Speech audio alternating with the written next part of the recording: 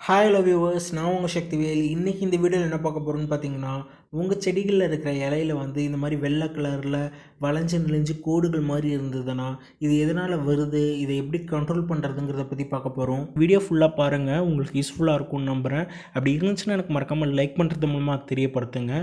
And நம்ம சேனலை subscribe பண்ணிட்டு பக்கத்தில் இருக்க பெல் ஐக்கான் கிளிக் பண்ணுங்கள். அப்போ தான் புது வீடியோ அப்லோட் ஆனோடனே உங்களுக்கு நோட்டிஃபிகேஷன் வரும்.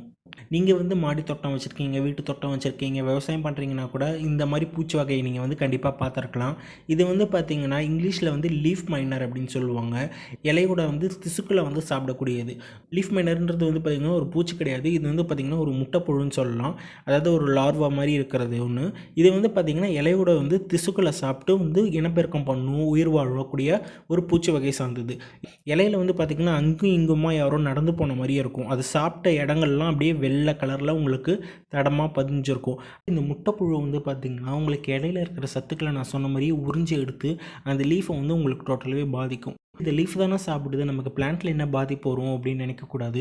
நம்ம லீஃப் தாங்க பிளான்ட்டில் வந்து ஒரு முக்கியமான அங்கம். இலைகள்லாம் வந்து செத்து போயிடுச்சுன்னா உங்களுக்கு வந்து இந்த பிளான்ட்டே செத்து போன மாதிரி தான். ஸோ இலைகளோட சத்துக்களை வந்து நம்ம வந்து பாதுகாக்கணும். இதுக்கு என்ன பண்ணலாம்? ரொம்ப அதிகமாக இருக்குது, ரொம்ப கோடாக இருக்குது, இலை ஃபுல்லாகவே இதை வந்து சாப்பிட்டுட்டு போயிருக்குன்னா அந்த இலை ஆல்மோஸ்ட் போயிடுச்சுன்னு அர்த்தம். அதை கட் பண்ணி எடுத்துருங்க. ஏன்னா அந்த இடத்துல வந்து பூச்சி இருந்துச்சுன்னா அந்த இலையோட அந்த பூச்சும் வந்து போயிடும். இது ரொம்ப சின்னதாக இருக்கும், பார்க்குறதுக்கு கொஞ்சம் கஷ்டம். பட் ஆனால் என்னோடய கேமராவில் வந்து ஓரளவுக்கு கேப்சராக இருக்குது பாருங்கள். இது எல்லோ கலரில் இந்த மாதிரி சின்ன சின்னதாக இருக்கும், இல்லை கருப்பு கலரில் சின்ன சின்னதாக இருக்கும், இல்லை சிலது வந்து பார்த்திங்கன்னா கண்ணுக்கே தெரியாத அளவுக்கு கூட இருக்கும். நான் சொன்ன மாதிரி இது வந்து பார்த்திங்கன்னா ஒரு முட்டைப்புழு, ஒரு லார்வா மாதிரி தான் உங்களுக்கு இருக்கும். அண்ட் இது வந்து கண்ணுக்கு கூட சில நேரத்தில் தெரியாமல் இருக்கும். இலைக்கு பின்னாடியே இருக்கலாம், இல்லை இலைக்கு முன்னாடியே இருக்கலாம். அது சாப்பிட்டு போய் அந்த இலை திசுக்களை மட்டும் அழகாக சாப்பிட்டுட்டு அப்படியே போயிடும். அதனால தான் வந்து இந்த வெள்ளை கலரில் வந்து படிகிறது இருக்குது.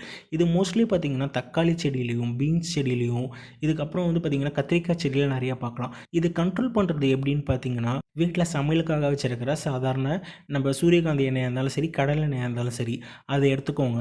அதை எடுத்துக்கிட்டு நம்ம 1 லிட்டர் ஸ்ப்ரே பாட்டிலில் நீங்கள் வந்து பார்த்திங்கன்னா ஒரு 2 டீஸ்பூன் இந்த எண்ணெயை விட்டுட்டு கொஞ்சோண்டு சோப் சொல்யூஷன். ஏன்னா இந்த எண்ணெய் வந்து உங்களுக்கு தண்ணியில் கரையாது, எண்ணெயும் தனித்தனியாக மிதந்துகிட்ருக்கும். ஸ்ப்ரே பண்ணும்போது தண்ணி மட்டும்தான் ஸ்ப்ரே ஆகும். ஸோ இந்த எண்ணெய் வந்து தண்ணியில் மிக்ஸ் ஆகணுங்கிறதுக்காக நாட்டு மருந்து கடையில் போய் கேட்டிங்கன்னா ஆர்கானிக் சோப் வந்து கேட்டிங்கன்னா கொடுப்பாங்க. ஸோ அந்த சோப் சொல்யூஷன் ஏதாவது நீங்கள் வந்து மிக்ஸ் பண்ணிங்கன்னா இது வந்து உங்களுக்கு தண்ணியில் கரைஞ்சிரும். அண்ட் இந்த சொல்யூஷனை வந்து நம்ம வந்து அந்த இலைகளில் வந்து அடிக்கும் போது உங்களுக்கு அந்த பூச்சி வந்து கட்டுப்படி ஆகும். இதனால் இந்த எண்ணெய் அப்படின்னு பார்த்தீங்கன்னா புழுவோட சுவாச தாரங்கள் வந்து மூடிக்கும். ஸோ மூடிடுச்சுன்னா அது வந்து சுவாசிக்க முடியாது, அது சீக்கிரமாகவே செத்து போயிடும். ஸோ இந்த விஷயம் வந்து அஃபெக்ட் ஆகிறதுக்கு நம்ம நார்மல் வீட்டில் யூஸ் பண்ணுற குக்கிங் ஆயில் தான் நம்ம வந்து பயன்படுத்த முடியும். நம்ம இதுக்கு நீம் ஆயிலெலாம் விட உங்களுக்கு வந்து இந்த ஆயில் தான் உங்களுக்கு பெஸ்ட்டு. அண்ட் இதை நீங்கள் ட்ரை பண்ணி பாருங்கள், ரொம்ப எஃபெக்டிவாக இருக்கும். என்னோட வந்து பார்த்திங்கன்னா பீன்ஸ் பிளான்ட்லேயும் இதே மாதிரி தான் இருக்குது. அண்ட் இப்போ வந்து பார்த்திங்கன்னா தக்காளி பிளான்ட்லேயும் இப்போ வந்துட்டுருக்கு. ஸோ இந்த மெத்தடில் தான் நான் ஸ்ப்ரே பண்ணிகிட்ருக்கேன். அண்ட் எனக்கு ஓரளவுக்கு எஃபெக்டிவாக இருக்குது. அண்ட் நீங்களும் ட்ரை பண்ணி பாருங்கள், இது ரொம்ப யூஸ்ஃபுல்லாக இருக்கும்னு நம்புகிறேன்.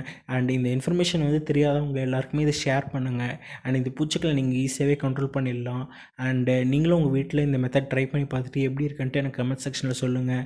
அண்டு உங்களுக்கு ஏதாவது மெத்தட் தெரிஞ்சிருக்கு, இல்லை உங்களுக்கு இந்த வீடியோ பார்த்தின கருத்துக்கள் ஏதாவது இருந்துச்சுன்னா எனக்கு கமெண்ட் செக்ஷனில் சொல்லுங்கள். அண்ட் என் ஸ்க்ரீனில் இதுக்கு ரிலேட்டடாக மாவு பூச்சி எப்படி கண்ட்ரோல் பண்ணுறது, அக்னிஸ்திரம் எப்படி பண்ணுறதுன்ட்டு நிறைய வீடியோஸ் உங்களுக்கு என் ஸ்க்ரீனில் வரும். அதையும் நீங்கள் பாருங்கள். அடுத்த வீடியோவில் பார்ப்போம். Until then, bye from your Governor Shaktivel. Have a happy gardening day.